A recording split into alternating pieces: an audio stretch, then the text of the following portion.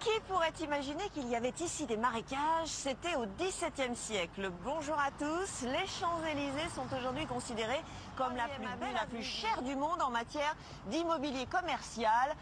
Un peu la folie des grandeurs. Et c'est une enquête signée Laure de l'Alex. Ont-ils beaucoup changé depuis 50 ans?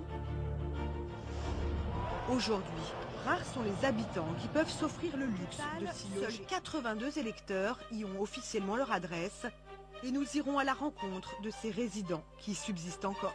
Ah bonjour, entrez chez moi. Chaque maison de domiciliation Champs-Élysées a été révolutionné par la mise en place d'un vaste réseau de vidéoprotection.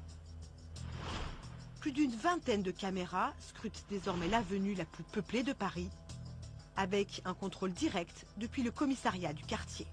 Voilà. Donc ça couvre absolument tous les champs. C'est-à-dire que vous pouvez suivre une personne de la Concorde jusqu'à l'Arc de Triomphe. Vous pouvez la suivre de A à Z, en permanence, en changeant de caméra, en passant de l'une à l'autre. Par exemple, si vous prenez une qui est bien, là, qui est située tout en haut de l'Arc de Triomphe, celle-ci, vous allez voir que c'est quand même assez performant au niveau du zoom.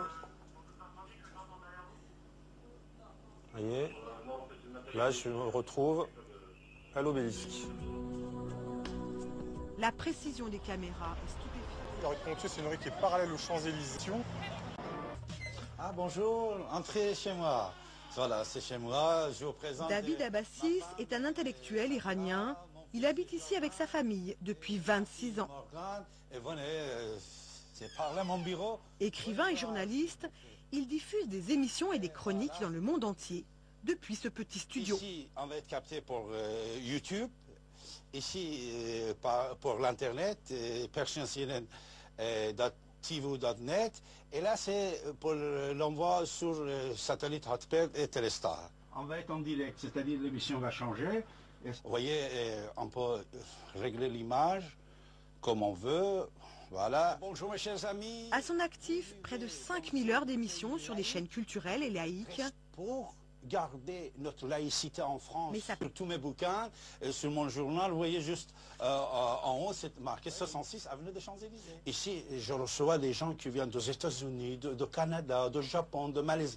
Alors quand je suis aux Champs-Élysées, c'est plus simple, plus facile pour ces gens-là pour trouver les Champs-Élysées et prestigieux pour moi aussi. Ce n'est pas seulement pour moi. Sont nés et ont grandi là.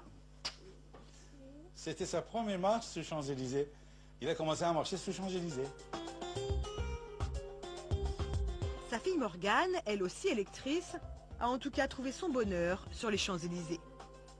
Franchement, pour moi, c'est assez sympa puisque quand j'ai rendez-vous, par exemple, à une boutique... David, lui, a bien vu l'évolution commerciale des Champs-Élysées et pour cause, il possédait dans cette galerie 4 petits commerces. Là, on avait sur 2 niveaux plusieurs boutiques. J'étais propriétaire de 4 boutiques. On faisait des petits services, petits restaurants que j'avais là ici. Maintenant, c'est tout ça, c'est un seul lot. Voilà. Champs-Élysées a changé. Dans n'importe quel numéro de Champs-Élysées, presque, vous aviez une brasserie, café. Après, c'était acheté par les grandes marques ou par les fast-food. C'est pas la même chose. Avant, c'est vrai que les grandes marques n'existaient pas. Mais la plus belle avenue du monde a-t-elle réellement changé de visage? Mais les Champs-Élysées la nuit, c'est aussi la fête et une adresse incontournable, le Lido. Présent sur l'avenue depuis 1946, les spectacles illuminent l'avenue par une profusion de costumes et de décors.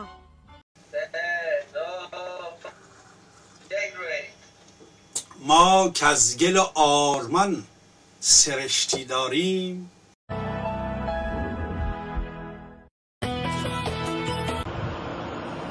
حول ذلك انضم الينا من استديوهات باريس دافيد عباسي الصحفي والكاتب الايراني. مرحبا بك معنا سيد دافيد. ينضم الينا عبر خدمه سكايب من عمان خبير العلاقات العربيه والدوليه عمر الرداد. سيد عمر مرحبا بك. الاحتجاجات تتصاعد وتيرتها؟ طبعا اليوم المظاهرات اليوم كانت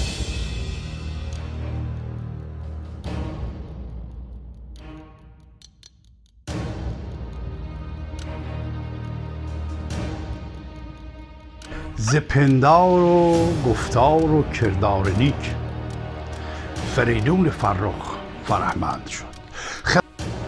این استعمار اومد پادشاه ما رو، اون عظمت و شوکت آریایی رو از بین برد. به خاطر این حرفاش 100 بار اینا رو پخش کردیم.